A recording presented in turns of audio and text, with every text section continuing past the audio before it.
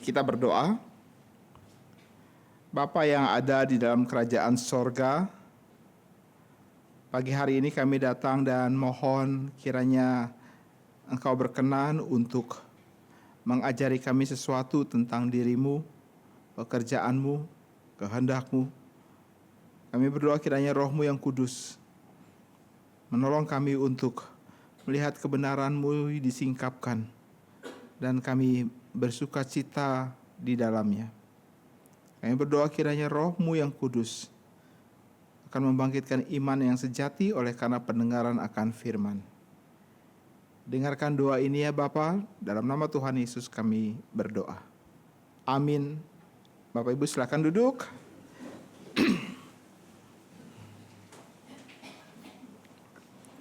Tema kita hari ini adalah permulaan perjalanan iman. Dan kita akan menyoroti dari tokoh Alkitab yang bernama Abram dan Abraham. Nama itu berubah setelah Tuhan bertemu dengannya. Dan kita akan belajar tentang apa yang disebut sebagai beriman sebenarnya. Kita kerap kali mendengarkan istilah kita harus beriman, dan apakah itu beriman? Kadang-kadang kita bicara dengan menggantinya dengan sinonimnya dengan berkata beriman itu adalah percaya. Ya betul, beriman adalah percaya.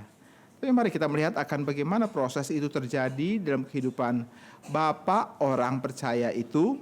Inilah label yang disematkan kepada Abram.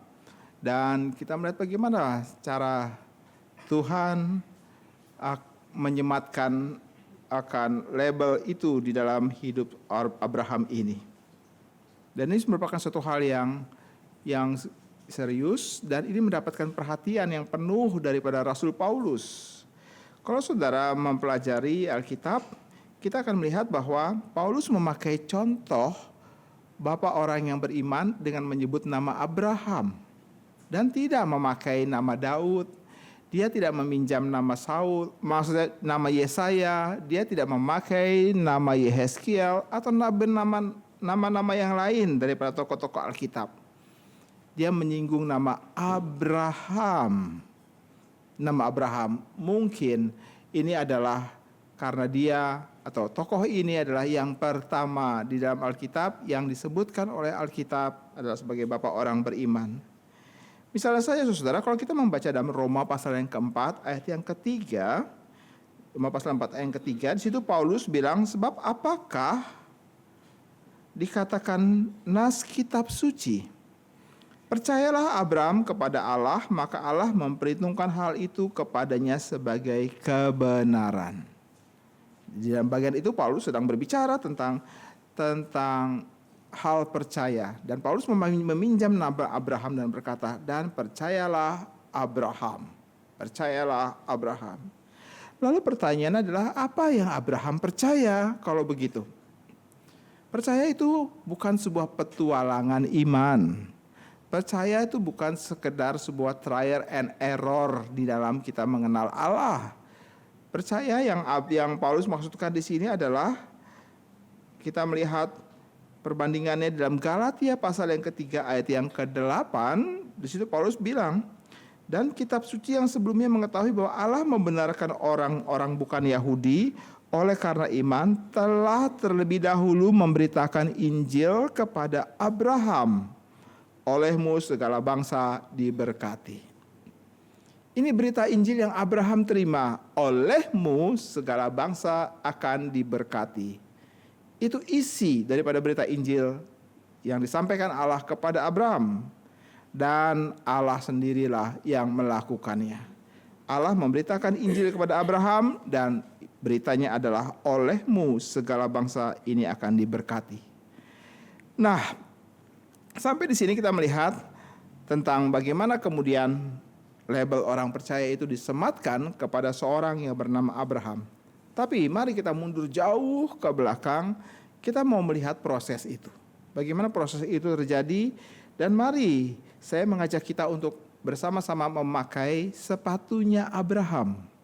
Sehingga kita bisa melihat pergumulan itu secara lebih real dan lebih konkret. Maka itu saya mengajak saudara kita membuka Kejadian pasal yang ke-11. Kejadian pasal yang ke-11, kita akan membaca dari ayat yang ke-27 sampai pasal yang ke-12 ayat yang ke-9.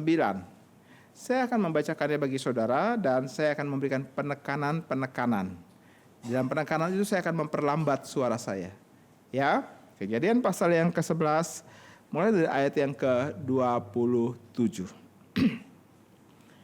Inilah keturunan Terah. Terah memperanakan Abram, Nahor, dan Haran. Dan Haran memperanakan Lot.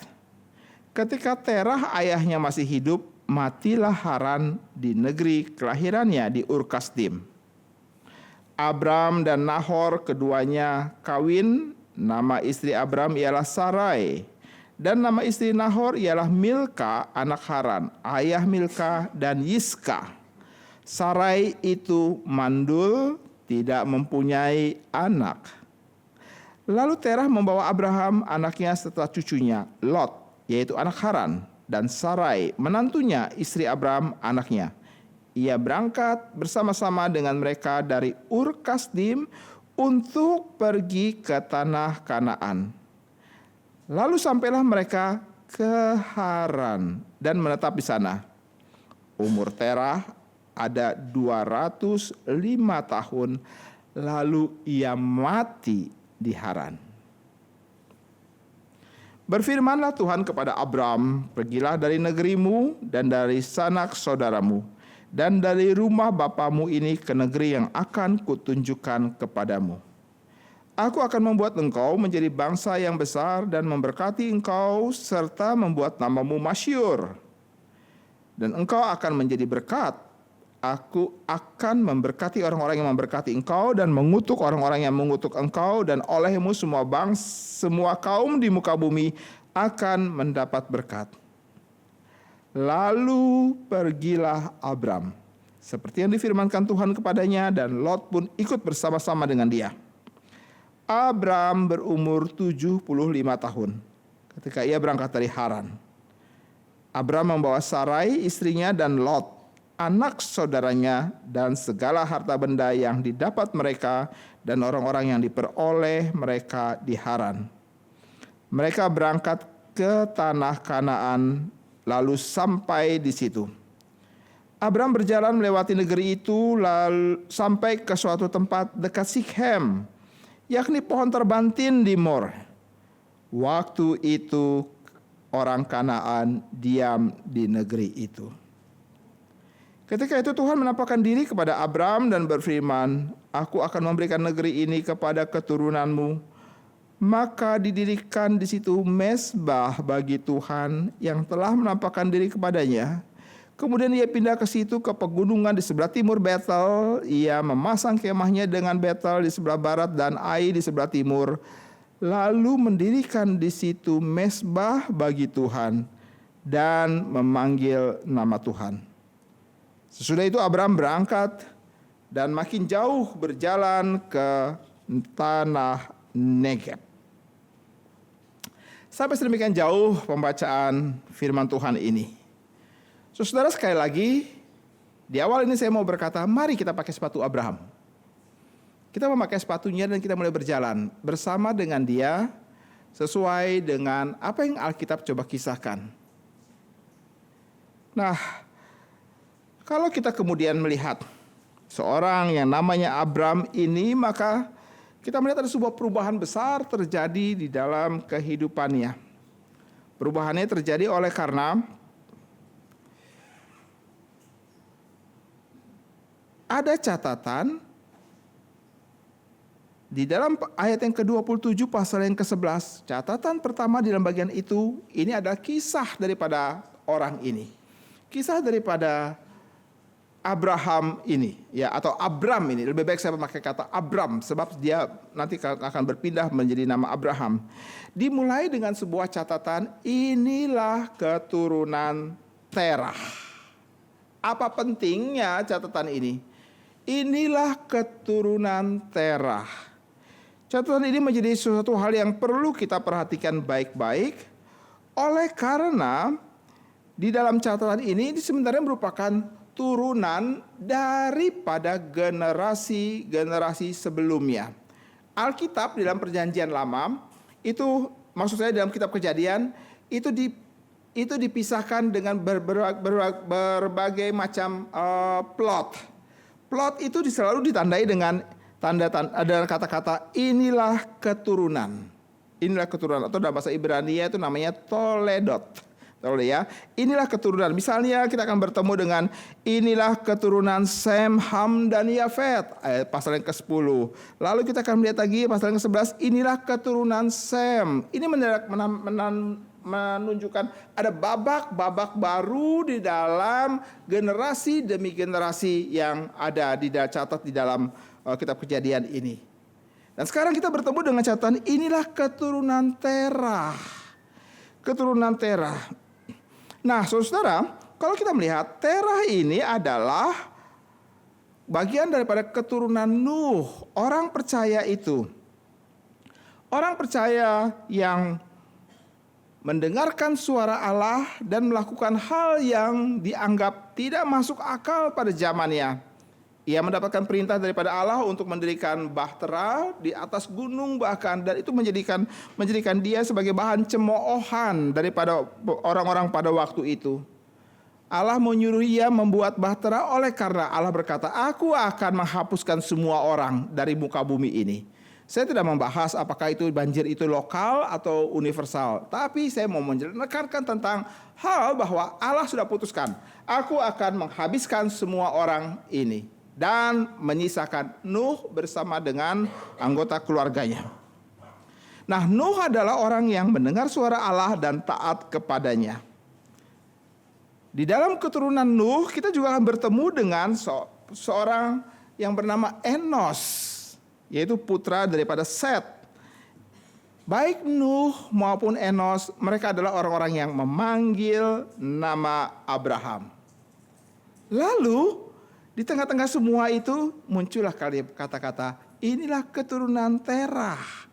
Nah, Terah itu apa sih? Terah ini adalah keturunan daripada Nuh terus sampai kemudian muncul nama Terah. Terah ini dicatat di dalam Alkitab secara khusus dalam kitab Yosua pasal yang ke-24. Mari kita lihat ayat itu. Ya, dalam Yosua pasal yang ke-24 ayat yang ke-2. Yosua 24 ayat yang ke-2. Berkatalah Yosua kepada seluruh bangsa itu, beginilah firman Tuhan Allah Israel. Dahulu kala di seberang sungai Efrat, disitulah diam nenek moyangmu, yakni Terah, ayah Abraham dan ayah Nahor. Perhatikan. Dan mereka beribadah kepada Allah lain. Jadi di dalam garis keturunan daripada Nuh, orang-orang yang memanggil nama Allah, maka muncullah seorang yang bernama Terah. Terah ini adalah ayah daripada Abram. Tapi Terah dibilang oleh Yosua bahwa ia adalah penyembah berhala. Kok bisa? Di dalam garis keturunan itu ada seorang penyembah berhala. Kok bisa?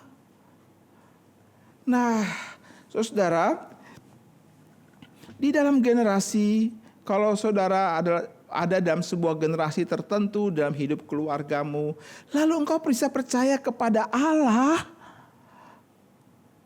maka itu adalah sesuatu hal yang sangat ajaib sekali. Mungkin sebelum kita menjadi orang-orang yang percaya dalam generasi kita, mungkin apakah kakek nenek moyang kita atau moyang-moyang kita yang tahun-tahun, ratusan tahun yang lalu, itu bukan orang yang percaya. Mereka adalah penyembah-penyembah berhala misalnya. Lalu kemudian tiba-tiba dari garis keturunan itu ada orang yang percaya. Engkau bisa percaya kepada Allah. Itu adalah perbuatan ajaib Tuhan. Tapi sekaligus menjadi sebuah peringatan apakah nanti dalam garis keturunan yang dimulai dari kita muncul anak-anak yang kemudian tidak memanggil nama Allah lagi?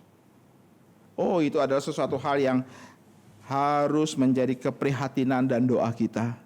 Jangan sampai anak-anak yang lahir dari keturunan kita itu adalah orang-orang yang entah 10 tahun, 20 tahun, 50 tahun ke bawah, itu adalah orang-orang yang tidak memanggil nama Tuhan.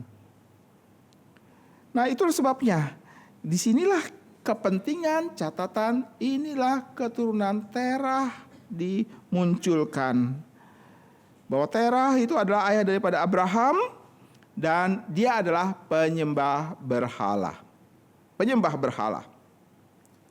Dan di dalam generasi Terah itu, meskipun dia adalah penyembah berhala, ada satu orang yang pada waktunya nanti Allah akan panggil dia keluar. Siapa namanya? Abraham. Allah memanggil dia keluar dan memberikan janji bahwa dari keturunannya Allah akan memberkati segala bangsa. Disinilah perjalanan iman orang yang percaya itu dimulai. Dia memulai dengan sebuah konteks hidup yang sebenarnya boleh dibilang menyedihkan. Keluarga Terah ini adalah keluarga yang menyedihkan. Mereka tidak memanggil nama Allah. Mereka adalah penyembah berhala. Kenapa demikian? Karena sangat mungkin ada kaitannya dan pengaruhnya dengan Menara Babel. Kalau saudara lihat cerita sebelumnya, di situ ada kisah tentang Menara Babel, bukan?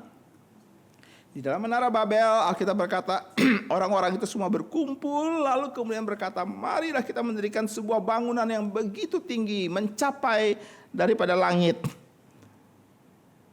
Ini bukan sekedar bicara mengenai ketinggian, ini sedang berbicara bahwa kita akan mendirikan bangunan begitu tinggi dan mencapai tempatnya Allah. Sehingga kita tidak perlu bergantung lagi kepada Allah, oleh karena kita sudah sampai kepada tempatnya Allah. Dan Allah mendengarkan berita itu. Allah mendengarkan akan maksud itu. Dan apa yang Alkitab katakan? Allah turun dan kemudian mengacaukan semua progres daripada pembangunan bait Allah, Babel itu. Dan mereka kemudian menjadi bingung dan menjadi scattered, pergi kemana-mana. Sebab Allah tidak mengizinkan. Ada satu orang yang kemudian dengan pongah dan berkata, aku akan mencapai langit. Dan kemudian mencapai tempatnya Allah. Allah tidak mengizinkannya. Mereka kemudian tersebar, scatter, dan poinnya itu adalah mereka menggeser tempat Allah. Tidak perlu Allah lagi. Tidak perlu Allah lagi. Untuk apa kami harus bergantung kepada Dia, percaya kepada Dia? Kalau kami percaya kepada Dia, kami hanya mendengarkan perintah-perintahnya saja. Kami hanya mendengarkan titah-titahnya saja. Dan itu ada suatu hal yang sangat tidak menyenangkan. Kenapa kami harus bergantung kepadanya? Demikian kira-kira. Maka Babel itu kemudian pada awalnya itu dibangun dengan sebuah mimpi yang besar dan dengan sebuah mimpi kesempurnaan tentang sebuah bangunan yang tidak akan pernah tergoncangkan, lalu kemudian di mana semua orang berkumpul, padahal Tuhan bilang pergilah, scattered. Mereka bilang tidak, kami mau berkumpul. Dan nama itu bisa dibilang sebagai arti daripada nama itu adalah gerbang Tuhan. Arti daripada nama Babel, ini adalah gerbang Tuhan, ini adalah pintu masuk kami mendapatkan semua sama seperti yang dimiliki oleh Allah. Tapi Allah mengacaukannya dan menjadi kebingungan besar. Itu sebab nama Babel bisa dimengerti juga sebagai kebingungan. Nah, dampak dari Babel ini sedikit banyak mempengaruhi daripada kehidupan, daripada keturunan Sem sampai kepada Terah. Dan itu sebab kenapa alasan Terah disebut oleh Yosua sebagai keluarga penyembah berhala. Saudara,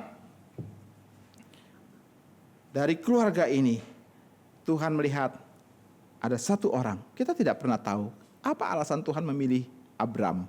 Tapi yang satu hal yang kita tahu adalah Tuhan melakukannya. Dia memilih Abraham dan memberikan iman kepadanya. Memberikan iman ini sekali lagi ini bukan sekedar sebuah petualangan iman, sebuah petualangan kenekatan, sebuah petualangan berjalan dalam negeri antah berantah. Tidak. Tuhan mempunyai sebuah rencana tertentu, yaitu engkau harus menerima keselamatan. Dan engkau berjalan di dalam keselamatan. Menuju kemana? Ke tanah perjanjian yang Allah tetapkan. Kita sangat suka memakai label aku adalah orang beriman. Aku adalah orang beriman. Aku adalah orang beriman. Tetapi mari kita lihat detail teknis daripada bagaimana iman itu datang kepadanya. Saudara, saya menyukai perjanjian lama. I do love the Old Testament very much. Kenapa demikian? Karena perjanjian lama menguraikan dengan detail apa disebut sebagai pengalaman di dalam iman Kristen. Kita bilang kita beriman, maka lihatlah catatan di dalam perjanjian lama tentang perjalanan hidup orang-orang tersebut. Seperti menyediakan sebuah hidangan di hadapan meja perjamuan. Dan mari kita memperhatikan dengan seksama apa isi daripada makanan tersebut. Kita melihat tentang iman di dalam aspek-aspek detailnya, dalam aspek-aspek teknisnya.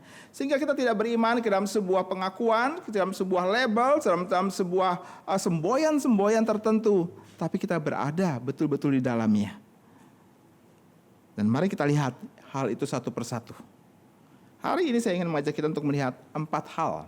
4 hal berkaitan dengan iman daripada Abraham di awalnya. Itu sebab tema khotbah hari ini, permulaan perjalanan iman. Permulaan perjalanan iman. Hal yang pertama, iman itu adalah pertolongan Allah. Ini yang pertama. Iman adalah menemukan pertolongan Allah. Keluarga ini adalah keluarga yang berdiam di Ur Kasdim. Pada masanya Ur Kasdim itu sebuah kota besar, sebuah pelabuhan laut yang ramai. Kota ini adalah kota yang sangat makmur dan sangat maju. Dalam sebuah catatan dikatakan bahwa kota ini ada sebuah perpustakaan yang besar. Hal itu mau menunjukkan bahwa penduduk di kota ini adalah penduduk yang sangat maju. Mereka adalah penduduk yang sangat intelektual. Meski demikian juga, berdasarkan catatan Yosua tadi, kota ini adalah kota penyembahan berhala. Dampak daripada Menara Babel tadi. Kota ini penuh dengan kegelapan, keputusasaan, dan kematian. Memang, Abraham akhirnya bisa keluar daripada kota itu. Tapi saudara-saudaranya tidak. Saudara-saudaranya tetap ada di tempat di sana. Nah, lalu kemudian bagaimana ceritanya?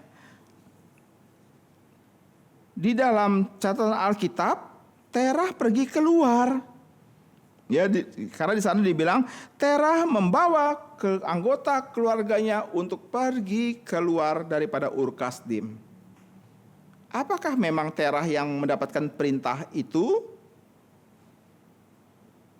Tuhan bekerja di dalam sebuah kenormalan. Saya mentafsirkan bahwa Terah itu adalah yang sudah memperhatikan dengan seksama apa yang dia bisa harapkan untuk tetap tinggal di dalam Ur Kasdim. Saudara, sekarang saya sedang mencoba untuk meletakkan dasar tentang bagaimana iman daripada Abraham itu bertumbuh.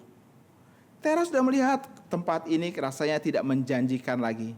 Tapi tidak tahu apa yang harus ia lakukan. Sampai kemudian dia melihat anaknya yang bernama Abraham itu datang dan kemudian berkata, "Aku bertemu dengan dewa baru." Dan ia berkata kepadaku, "Pergilah dari Ur Kasdim." Kenapa saya katakan dewa baru? Oleh karena keluarga ini penyembah berhala. Mereka sudah melupakan tentang Allah Yahweh. Allah itu mereka mungkin ada Allah yang pernah dikenal oleh nenek moyang kami, tetapi kami tidak lagi. Dan Terah adalah penyembah berhala. Tidak diberitahu berapa banyak berhala yang ia miliki. Tapi paling tidak di sini kita melihat bahwa keluarga ini fokus perhatian dan kehidupan kerohaniannya kepada Allah-Allah yang mungkin ada di dalam altar, di dalam keluarga mereka. Lalu tiba-tiba Abraham datang dan kemudian berkata, aku sudah bertemu dengan dewa baru dan dia menyuruhku untuk cepat pergi. Sehingga saudara, sangat mungkin itu adalah Terah merasa bahwa berhala-berhala yang ia miliki tidak memberikan jawaban untuk semua kesusahan hidup di Ur Kasdim. Meskipun kota itu adalah kota yang makmur, tapi tidak bagi dia. Jadi ketika Abraham datang dan berkata, Allah baru ini menyuruh aku untuk pergi, maka mungkin Terah mengikuti nasihat atau apa yang dikatakan oleh Abraham. Ini seperti sebuah momen, mari kita pergi keluar. Itu sebab dikatakan Terah membawa Abraham dan semua keluarganya keluar dari Ur Kasdim. Apa yang ada di pikiran Abraham? Dewa baru datang kepadanya.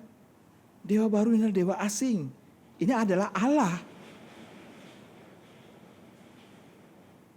Ini adalah Allah asing baginya.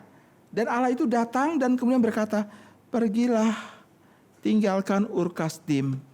Pergilah ke tanah yang akan kutunjukkan kepadamu. Tanah itu di mana? Belum tahu. Pokoknya pergi dahulu. Dan kita menemukan cerita bahwa Terah kemudian pergi, lalu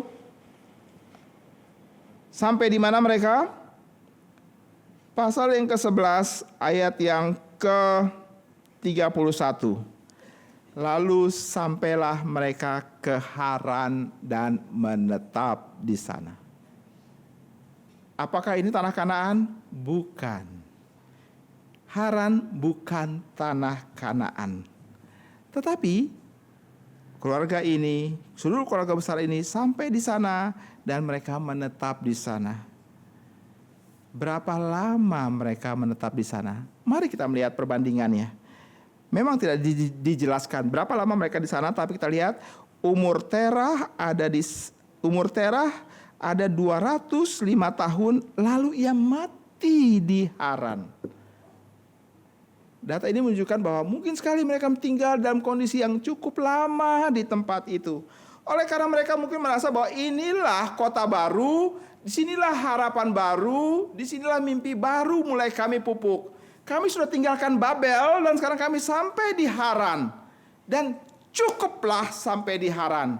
Lalu dengan waktu yang cukup panjang tersebut, maka Abraham bukan saja mereka membawa kebiasaan-kebiasaan daripada Babel dahulu, tapi sekarang sudah mulai membangun kebiasaan baru di tanah Haran yang intinya hampir mirip dengan Babel.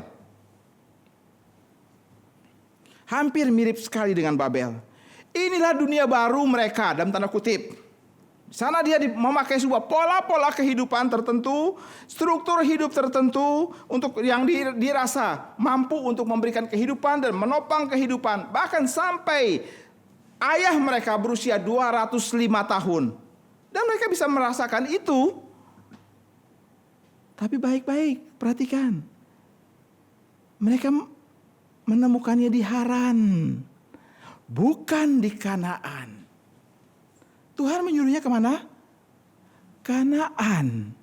Tapi mereka berhenti di Haran.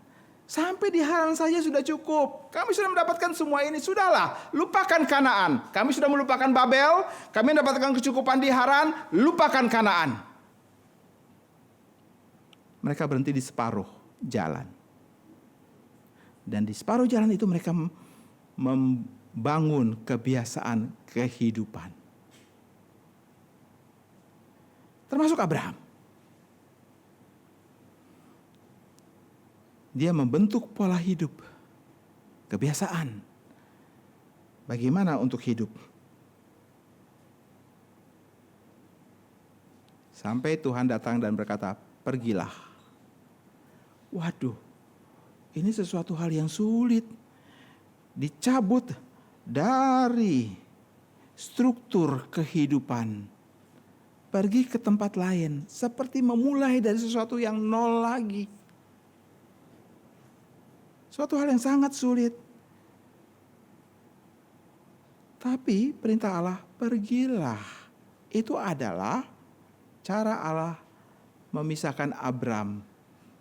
Dia sedang menolong Abram untuk tidak tetap tinggal di dalam kebudayaan kafir seperti yang dibangun oleh ayahnya Terah. Pergilah, ditambah dengan kalimat, dari negerimu, dari bangsamu, dari rumah ayahmu ke negeri yang akan kutunjukkan kepadamu. Ini cara Allah menolong Abram. Dia melihat Abram di dalam keturunan daripada Terah, aku berkenan kepadanya. Siapa yang menduga? Siapa yang memperkirakan? Abram sendiri tidak pernah merencanakannya. Dia sudah melupakan Allah Yahweh yang pernah dipercaya oleh nenek moyangnya. Lalu kalau kita tanya, kenapa Allah memilih Abram? Maka kita tidak akan pernah menemukannya. Alasan apa? Tetapi yang kita tahu adalah Allah berdaulat untuk melakukannya. Dia tidak memilih Nahor, dia tidak memilih Haran, bahkan Haran dikatakan mati di tempat itu. Di Mesopotamia itu. Saudaranya daripada Abram, karena Abraham, Nahor dan Haran. Hanya Abram dan Nahor yang pergi keluar. Haran mati di sana. Jadi tutup buku cerita daripada Haran. Dan sekarang mereka sampai di kota namanya Haran pula. Nah, saudara, Tuhan menyelamatkan seorang Abram. Jadi iman itu adalah tindakan Allah menyelamatkan. Menyelamatkan seorang Abram dengan memakai konteks hidup yang bersifat tidak percaya kepada Allah. Jadi sangat tidak ada konteks hidup tertentu yang dapat menghalangi kehendak daripada Allah.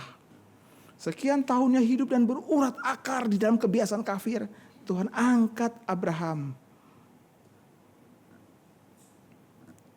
Suatu kali saya berbincang dengan almarhum Pendeta Amin Chung ketika kami masih studi. Dia berkata begini,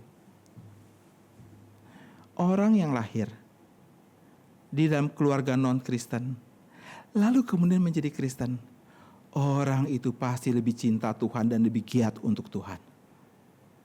Saya terdiam mendengarkan kalimat itu. Lalu saya bertanya, saya lahir di tengah keluarga Kristen, apakah saya tidak pernah mungkin seperti demikian?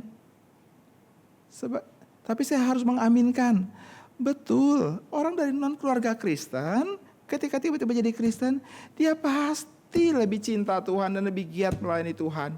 Dia pasti menjadi orang yang lebih mau berkorban untuk Tuhan dan mempersembahkan segala sesuatu dalam hidupnya untuk Tuhan. Oleh karena apa? Oleh karena dia tidak pernah merasakan domain daripada kasih karunia Tuhan. Orang yang lahir di tengah keluarga Kristen bukan berarti tidak pernah bisa mencapai konteks hidup seperti demikian. Sangat bisa, karena Allah yang memanggil, Allah menginginkan orang-orang yang dia panggil tersebut mencintai dia dengan segenap hati, segenap jiwa, segenap pikiran, bukan? Maka pasti bisa. Cuma masalahnya adalah bagaimana?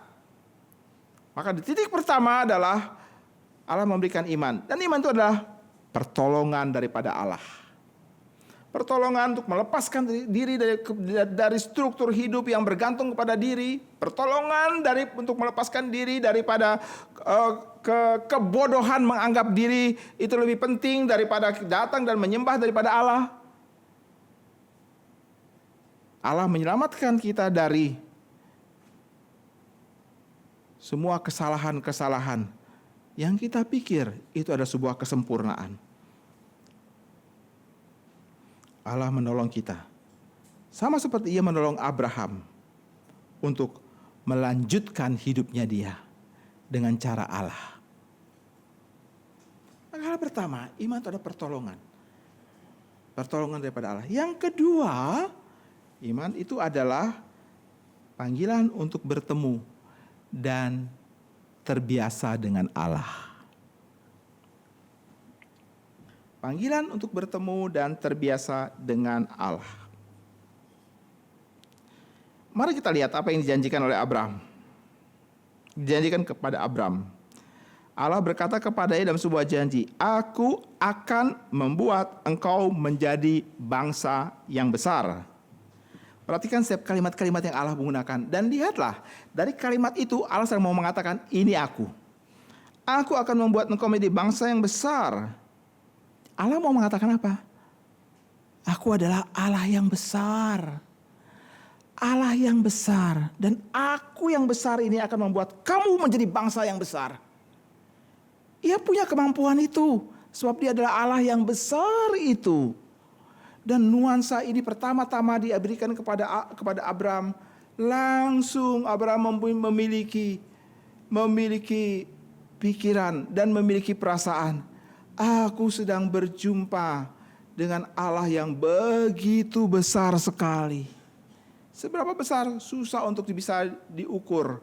Tapi paling tidak Allah yang besar ini jauh melebihi Allahnya ayahku. Dia begitu besar sekali. Lalu kemudian dan memberkati engkau.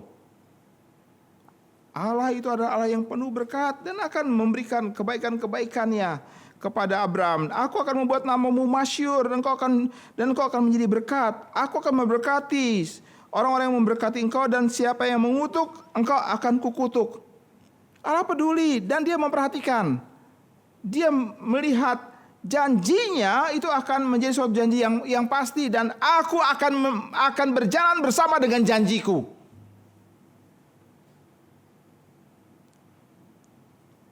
Ini tidak pernah didengar oleh Abraham sebelumnya. Ia hanya tahu Allahnya ayahnya. Jadi pada waktu pilihan ini diberikan, waktu janji ini diberikan, Abraham langsung berhadapan dengan suatu pilihan yang begitu sulit sekali. Tinggalkan negerimu, bangsamu, rumah ayahmu, tinggalkan semua dan masuk ke dalam sebuah dimensi yang baru di dalam perjalananmu menuju kepada tanah Kanaan. Ini kali pertama Abraham bertemu dengan Allah. Dia tidak biasa dengan cara seperti ini. Dia tidak biasa. Tapi bukan berarti dia bisa melepaskan diri dari kebiasaan-kebiasaan rohani yang salah yang dahulu.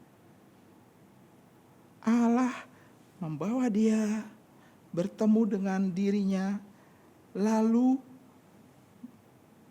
memberikan kesempatan bagi dia untuk membiasakan diri, mendengar suaranya, mengetahui kehendaknya, menjalankan apa yang ia mau.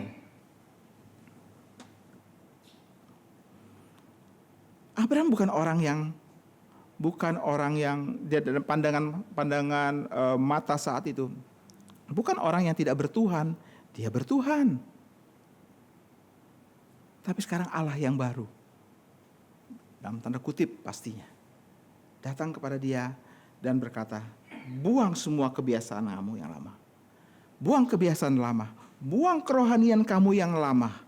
Yang kamu pikir, kamu bisa berjalan sendiri, mengandalkan dirimu sendiri dengan semua kecukupan-kecukupan yang kamu temukan di kota Haran. Memang kota itu memberikan kehidupan bagimu, tapi buang semua itu. Sekarang berjalanlah dalam kerohanian yang benar. Tapi kerohanian yang benar itu adalah suatu kerohanian yang mengatakan, pergilah ke tempat di mana akan kutunjukkan kepadamu. Saudara perhatikan, Allah mengatakan tentang dirinya, aku Allah yang besar, menjanjikan kamu akan jadi bangsa yang besar. Kamu percaya itu Abraham? Aku akan memberkati engkau. Aku akan menjaga engkau. Semua yang mengutuk kamu akan kukutuk. Kamu percaya pada aku Abraham? Ia mulai harus membangun kebiasaan untuk percaya kepada Allah ini. Dan sebagai buktinya, pergilah ke tanah yang kutunjukkan kepadamu. Kalau kamu beres di sini, kamu gak akan jadi masalah di sini. Sepertinya begitu. Abraham, kalau kamu percaya aku adalah Allah yang besar, aku akan jaga engkau, aku akan melindungi engkau, maka hal yang sama akan aku lakukan, membawa engkau ke tanah Kanaan.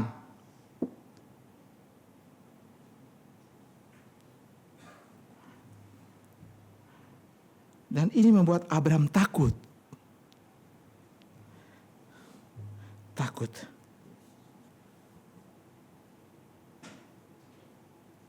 Mungkin dia berkata kepada Allah di dalam doanya, "Ya Allah, saya sudah sampai di sini, di Haran. Tapi papa saya, Terah, Nahor, dan semua yang lain tidak mau pergi. Mereka hanya berkata cukup sampai di sini. Mereka tidak mau jalan lebih jauh lagi. Apa yang mesti saya lakukan?"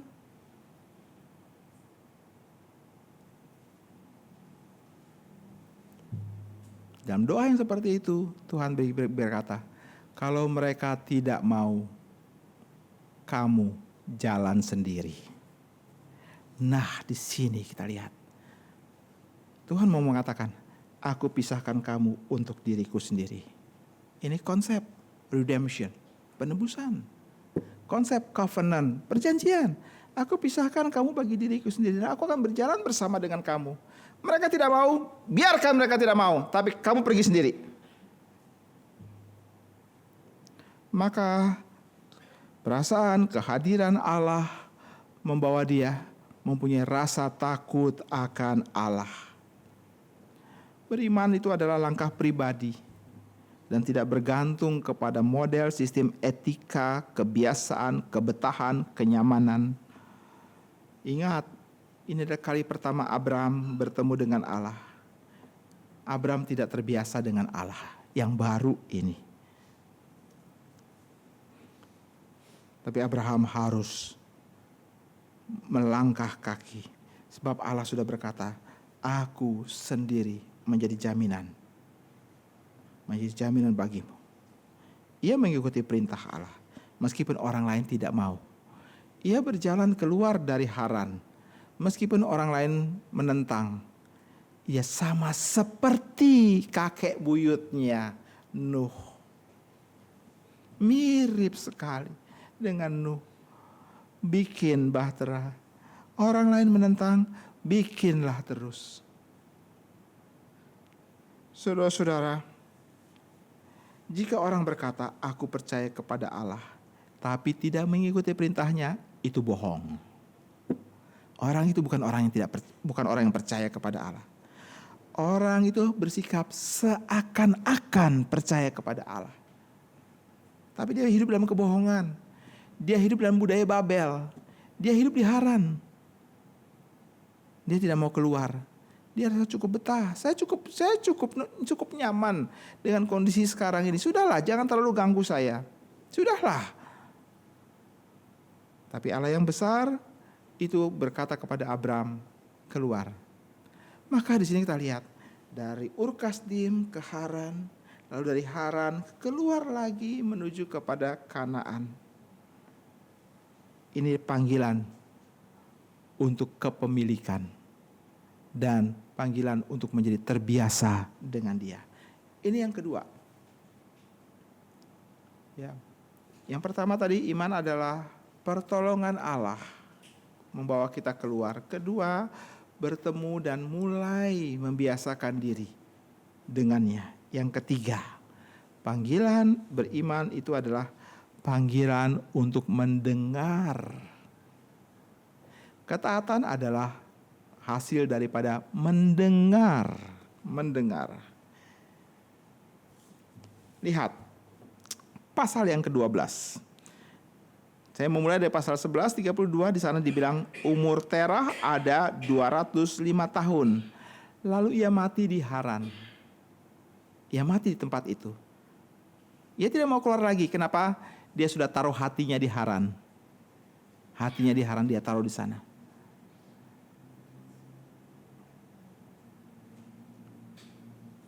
Setelah itu kemudian lihat pasal yang ke-12, berfirmanlah Tuhan kepada Abram. Tuhan berbicara kepada Abram. Inilah mendengar.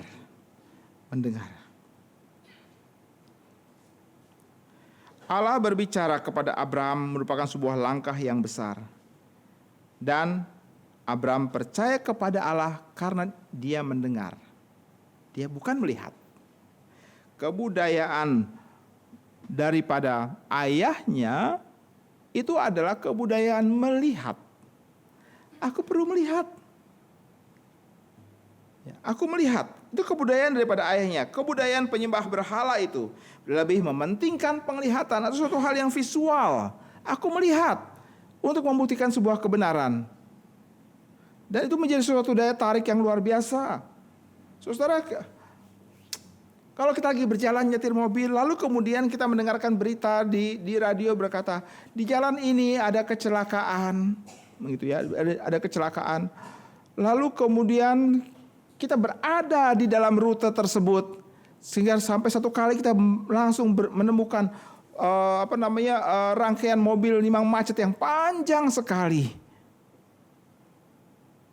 Minggu lalu saya ada di atas tol dan minggu lalu panjang sekali antriannya tersebut, dan mungkin saya perhitungkan kira-kira hampir 2 kilo antrian panjang itu.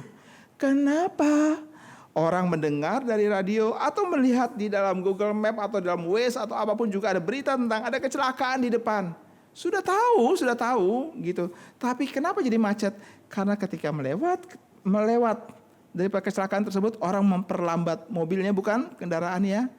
Untuk apa? Melihat apa yang sedang terjadi. Dan itu seperti mau membuktikan apa yang aku lihat, bukti ini benar.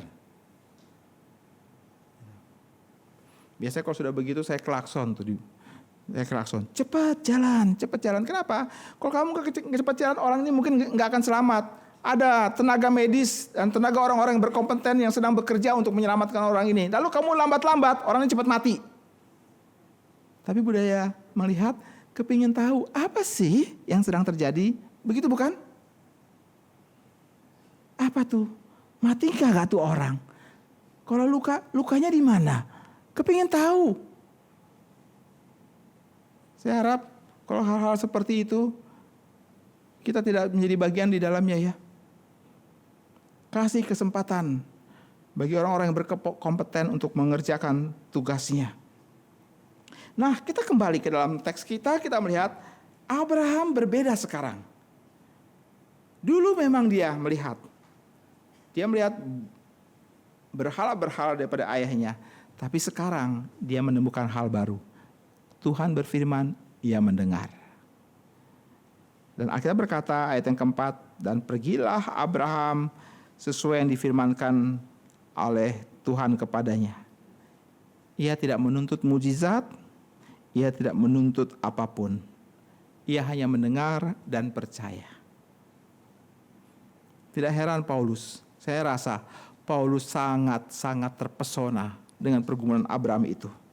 Lepas daripada ini adalah inspirasi Alkitab, tapi dia menuliskan dalam Roma pasal 10 ayat yang ke-17, iman timbul dari pendengaran dan pendengaran akan firman, bukan? Ini tempat yang Allah mau. Kamu hidup di dalam imanmu dengan pendengaran. Ini budaya orang Yahudi. Mereka membangun sistem imannya dengan mendengar. Beda dengan budaya orang-orang seperti Romawi atau Yunani. Mereka membangun sistem imannya dengan aku melihat. Aku harus melihat dulu. Betul apa tidak? Aku tidak cukup mendengar. Dan ketika dibilang Abraham mendengar dan kemudian percaya, maka dia meletakkan seluruh percayanya dalam mendengar. Cukup dengan mendengar saja, tidak usah melihat. Dan aku akan menemukan kebenaran Allah. Ini adalah sentuhan Allah sedalam-dalamnya di dalam hidup orang ini. Maka semua teori tentang iman harus berhenti dan mulailah berjalan di dalam iman. Semua teori tentang ketaatan harus berhenti. Maka mulailah hidup dalam ketaatan.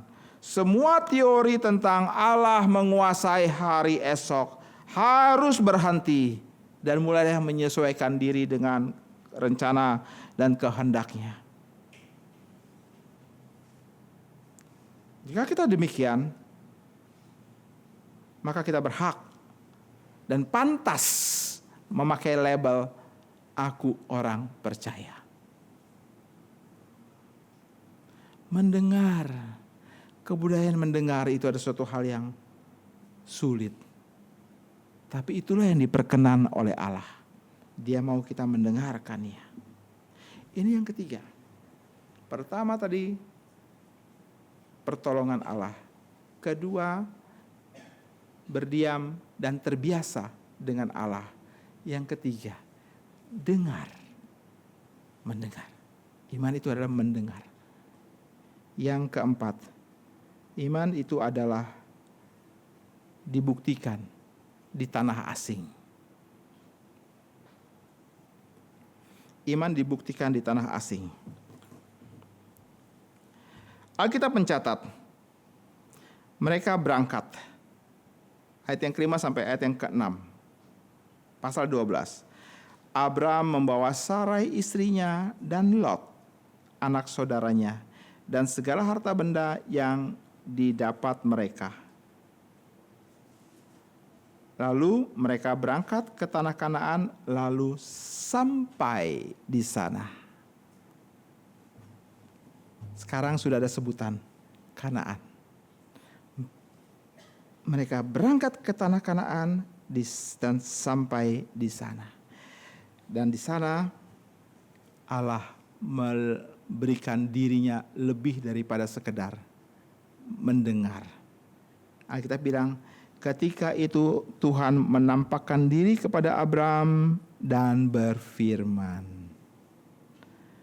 Abram mendapatkan perkenanan dan hati Allah. Oleh karena sebelum kamu berangkat ke Kanaan, kamu sudah percaya kepadaku. Kamu percaya kepadaku. Dan kamu percaya ketika engkau berangkat ke tanah Kanaan, maka kamu percaya bahwa sungguh janji untuk kamu akan menjadi berkat bagi bangsa-bangsa yang lain. Kamu dari keturunanmu akan menjadi bangsa-bangsa yang besar. Itu menjadi sebuah benih kecil yang akan ia lihat suatu kali nanti. Meskipun pada akhirnya kita melihat Abraham mati. Ketika dia mati, dia hanya punya 3 anak. Hanya punya 3 anak saja. Masih jauh daripada janji. Sebanyak bintang di langit, sebanyak pasir di laut. Masih terlalu jauh, bahkan masih bisa dihitung dengan 1 tangan saja. Tapi dia percaya. Saudara-saudara, Abraham mulai percaya pada waktu dia masih di Ur Kasdim.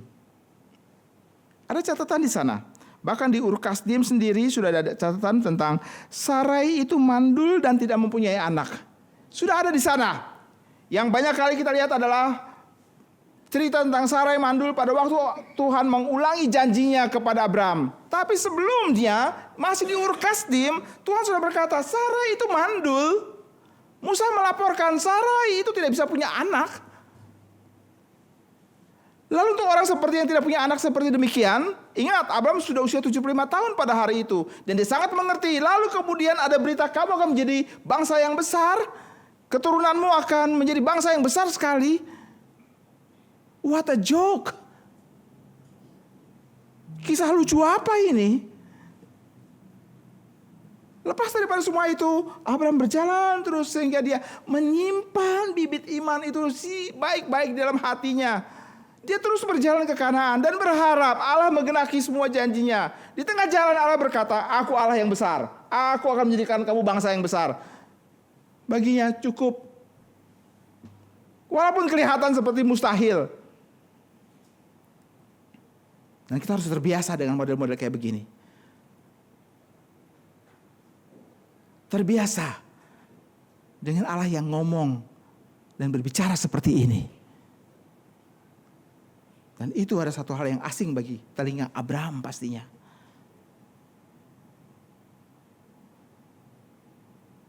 Abraham lalu sampai di situ, sampai di sana.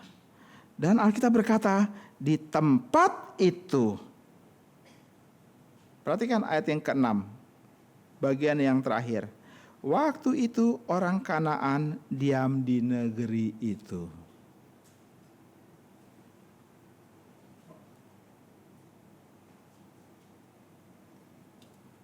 Saudara, Abram dipanggil ke tempat kafir yang lain. Tapi tempat itu milik Allah. Karena itu Allah bilang, aku akan memberikan tanah itu kepadamu. Tanah itu di sini dibilang berdiam orang Kanaan di tempat itu. Tapi tanah itu bukan punya orang Kanaan. Itu punya Allah. Itu sebab ketika Abraham sudah sampai di sana, ia mendirikan mezbah dan memanggil nama Allah. Sekali lagi, mirip sekali dengan kakek buyutnya, bukan? Nuh. Ketika air itu sudah surut, dunia baru di hadapan matanya Nuh. Dia kemudian mendirikan mezbah dan memanggil nama Tuhan. Sekarang dilakukan oleh Abraham. Dia sampai ke dalam dunia yang baru itu. Melihatnya, ini masa depannya. Menjadi berkat bagi banyak orang. Dia mendirikan mezbah bagi Allah. Lalu, apa lagi dilakukan? Ia berjalan ke sebelah timur Betel, bikin mezbah lagi di sana. Dengan kata lain, dia mulai menjelajahi satu persatu, melewati bagian-bagian dari tanah perjanjian yang asing ini, dan membangun mezbah korban bakaran. Ini tanda kepercayaan, ini tanda ketaatan, ini tanda pengabdian. Tanah yang dia injak, itu dia dedikasikan kepada Allah. Karena itu adalah tanahnya Allah.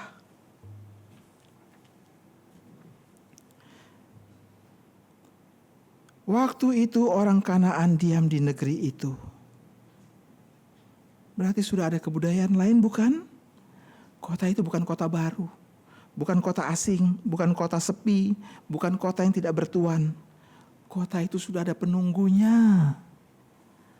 Dewa dan dewi yang disembah oleh penduduk setempat. Tapi hari itu Abraham berdiri dan mentegakkan diri sebagai seorang yang percaya kepada Allah Yahweh. Dia mendirikan mezbah. Dan semua orang melihat orang asing ini mendirikan mezbah untuk Allah asing. Tapi bagi Abraham tidak. Bagi Abraham dia berkata, ini tanah yang diberikan Allah. Aku persembahkan kepada Allah. Hidupku dalam tanah ini adalah milik Allah. Orang yang menerima berkat daripada Tuhan, dia tahu bagaimana mengembalikan hormat bagi Allah di dalam pengabdian dan di dalam penghormatan, di dalam ketaatan dan dalam kesetiaan. Tuhan memberikan, aku persembahkan supaya orang melihat Engkau dalam kehidupanku. Baik, kita sudah melihat 4 hal tentang iman, technically speaking, dalam hidup Abraham.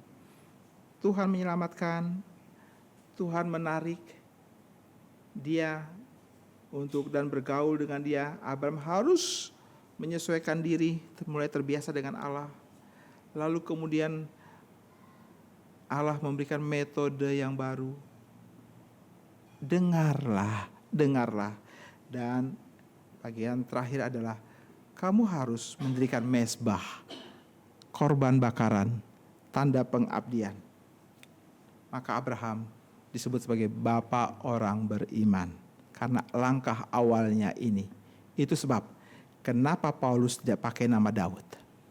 Kenapa Paulus tidak menyebut nama Yesaya untuk menceritakan tentang iman ini. Dia pakai Abraham. Kalau gitu implikasinya seperti apa bagi kita? Orang mungkin akan berkata, ya itu kan Abraham, bukan saya. Ini kalimat mau melarikan diri. Ya itu kan Abraham, bukan saya. Abraham memang begitu, kalau saya enggak, saya bukan begitu. Kalimat itu sedang mengungkapkan ketidakpercayaan sebenarnya kepada Allah. Itu kan Abraham, itu kan dia. Sehingga kalau kita membaca cita-cita Alkitab, semakin banyak kita bertemu dengan orang-orang yang bergaul dengan Allah, dengan semua pergumulan iman mereka, seharusnya membuat kita ciut hati. Kenapa mereka bisa begitu dan kenapa tidak? Dan kita kemudian berkata, itu kan mereka, bukan aku. Kalimat itu bukan kalimat iman. Harusnya kita bilang, itu yang saya mau, sama seperti Abraham. Maka Tuhan akan berkenan untuk kalimat tersebut. Itulah yang saya mau, sama seperti Abraham. Bukan, itu kan Abraham, itu bukan saya. Kalimat itu langsung mempunyai konotasi tutup pintu dan saya tidak akan mau terlibat apapun. Tapi kalau itu yang saya mau, sama seperti Abraham, maka Tuhan melihat pernyataan itu dan Tuhan akan memberkatinya. Dan itu sebabnya kenapa kemudian penulis kitab Ibrani memberikan catatan khusus. Mari saya mengajak kita untuk melihat catatan ini, sebab ada hal penting yang saya ingin soroti di dalamnya. Ibrani pasal yang ke-11. Ibrani pasal yang ke-11. Ayat yang ke-8 sampai ayat yang ke-10. Ibrani pasal 11 ayat yang ke-8 sampai yang ke-10. Perhatikan, penulis kitab Ibrani berkata, karena iman Abraham taat ketika ia dipanggil.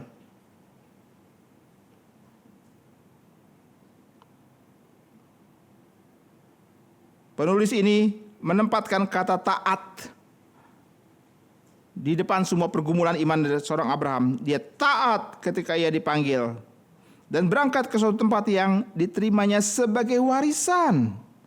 Dan ia berangkat tanpa mengetahui kemana ia pergi.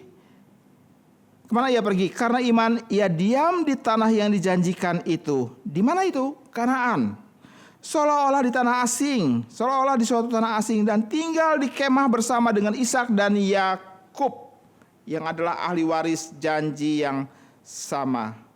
Sebab ia menanti-nantikan kota yang mempunyai dasar. Apa pentingnya catatan ini?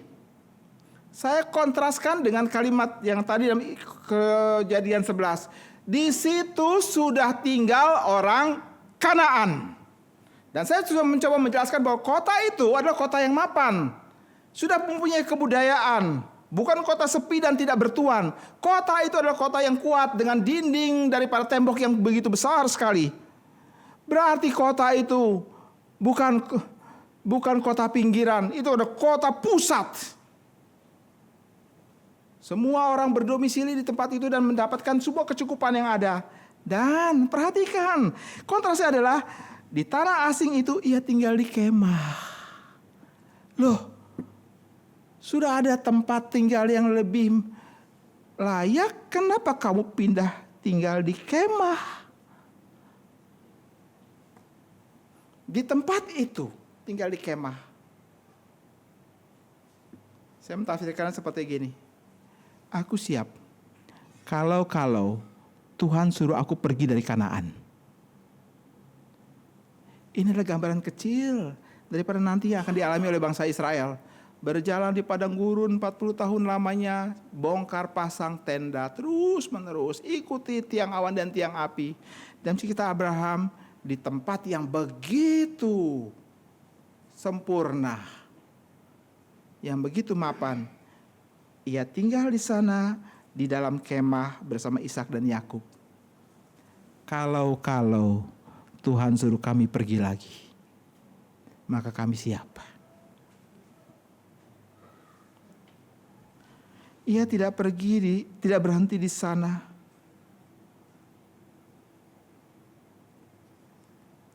Ia mau berjalan. Kalau Tuhan bilang pergi, aku akan lipat tenda dan akan berjalan lagi. Maka di sini kebergantungan kepada Tuhan terus berlanjut. Terus berlanjut. Ia tidak mendasarkan pengalamannya karena visual, tapi hanya mendengar dan dia lebih percaya kepada suara Allah. Kalau Terah, mungkin sekali kita sama seperti dengan Terah. Kita akan berusaha untuk pergi untuk menghindari kekacauan dalam kehidupan kita. Ke tempat yang baru dan tampak baik. Kita akan berhenti di sana dan tidak mau lagi beranjak pergi. Meski Allah memerintahkan kita untuk pergi. Dan mungkin kita akan terus menemukan kekacauan demi kekacauan dalam kehidupan kita. Dan kita akan bertanya, kenapa semua ini salah? Bukankah aku sudah sampai di tempat yang baru, tempat yang baik, tapi kenapa masih salah? Jawabannya adalah karena kita lebih mempercayai penglihatan daripada pendengaran. Semua yang tampak lebih baik, lebih dapat diterima daripada mendengar suara Allah, bukan? Semua yang kelihatan lebih baik, lebih dapat diterima daripada mendengar suara Allah. Apakah kamu masih tetap ingin mencari dan berkencan dengan orang yang tidak percaya? Apakah kamu merasa bahwa inilah hidupku yang perlu aku perjuangkan? Apakah kamu ingin terus menikmati uang yang bukan menjadi milikmu hanya karena kamu merasa harga dirimu dan prestisemu terdongkrak karena terlihat sebagai orang yang mampu? Apakah kehidupan emosionalmu sangat dekat dengan akrab dengan beragam macam model media sosial dan senang karena ada tanda like dan jempol muncul di sana? Apakah engkau menganggap pekerjaanmu saat ini adalah bagian hidup yang akan membuktikan status dan nasib kekekalanmu? Jika demikian, kita perlu berjalan lebih jauh. Lebih jauh. Allah berhala itu akan memerasmu. Dan kemudian membuangmu menjadi sampah. Allah yang memanggil Abraham adalah Allah yang memberi. Aku akan memberkati engkau, memberimu keluarga, menjadikanmu anakku.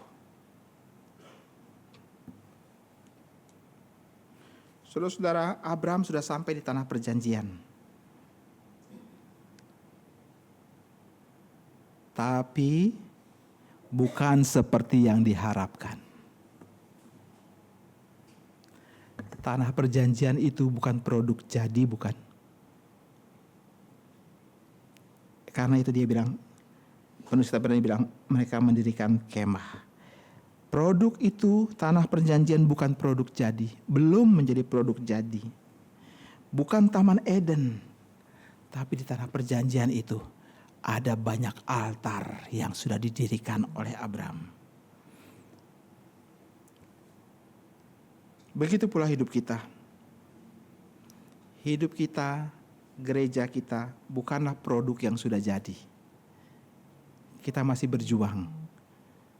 Kita melihat sekeliling kita merasa putus asa. Tapi jangan lupa, kita punya iman kepada Allah yang besar itu.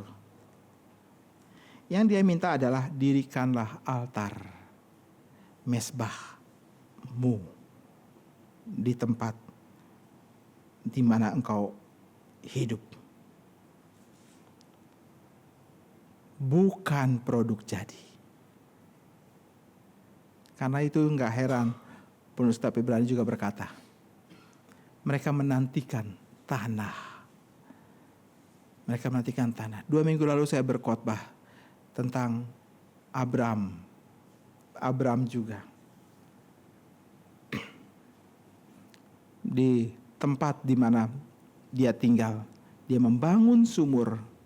Dia membangun sumur untuk kehidupannya. Tapi itu bukan titik terakhir daripada kehidupannya. Ia menantikan kota yang dibuat oleh Allah.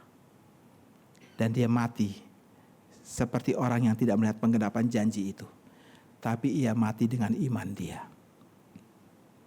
Iman tidak dilihat dari seberapa kuat kamu bisa hidup dengan iman. Tapi orang beriman dilihat dari sampai kamu mati, kamu dikenal sebagai orang yang beriman. Iman itu dibawa mati. Oleh karena sebegitu kuatnya memegang tangan Allah. Sampai kalaupun aku tidak melihat penggenapan janji itu, aku hanya melihat 3 saja. 3 saja. Daripada anakku. Itu sudah cukup. Dan Allah yang akan melanjutkan.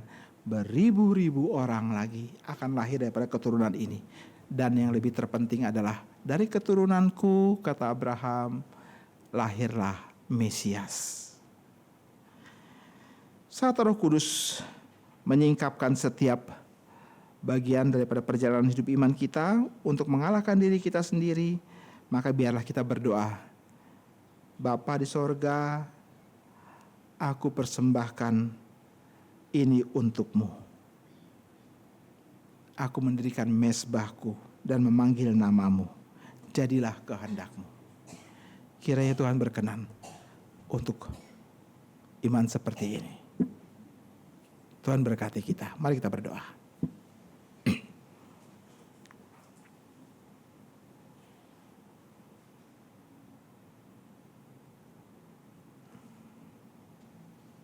Bapa di sorga, caramu memimpin hidup orang-orang yang percaya, itu adalah memang yang seharusnya kami lewati dan kami nikmati. Tapi kami merasa asing. Kami tidak terbiasa dan karena itu kami bergejolak. Kami merasa cukup dan berhenti sampai di sini. Di tanah harannya kami. Tapi Engkau tidak pernah berhenti dan Engkau terus mendesak kami untuk berjalan lebih jauh. Karena di tempat itu aku akan menampakkan diri kepadamu.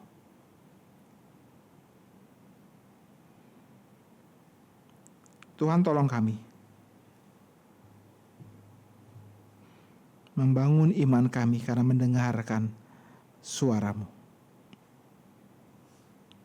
Tolong kami untuk percaya tanpa perbantahan karena kami melihat Engkau. Tolong kami untuk menikmatinya meskipun semuanya belum jelas di mata kami. Tapi kami puas karena kami tahu Engkau berjalan beserta. Terima kasih Tuhan untuk kisah Abraham. Kami belajar tentang Dikau. Kami belajar tentang pikiran-Mu. Kami belajar tentang kehendak-Mu. Terima kasih. Dalam nama Tuhan Yesus kami berdoa. Amin.